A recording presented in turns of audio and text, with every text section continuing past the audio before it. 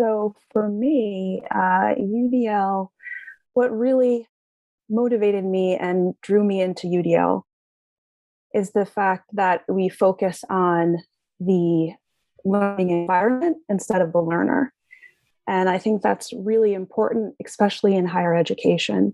I think historically we've kind of focused more on the learner being the issue instead of the learning environment. So, especially in higher education, if a student is not succeeding in higher ed, we think, okay, so what can we do to change the student, focus on the student, change the student's behavior in order for the student to be successful in higher education? And I think it's really innovative to think about the learning environment, especially in higher education. So what can we do within the classroom, within the system of higher education to better it so that more students can be successful and it can be accessible for more students?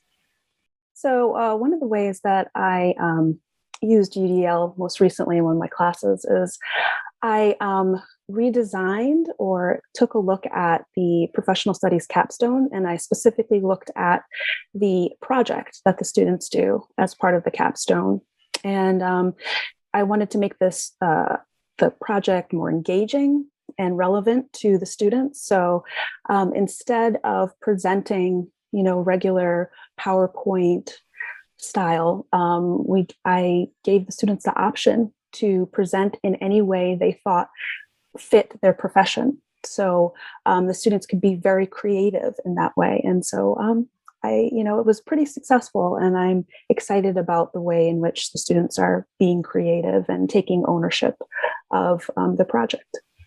So one of the things I'm really interested in is improving higher ed for adult learners from low income backgrounds who work full time and who are probably parents. And I think there's a lot of great work being done about that and to help those students.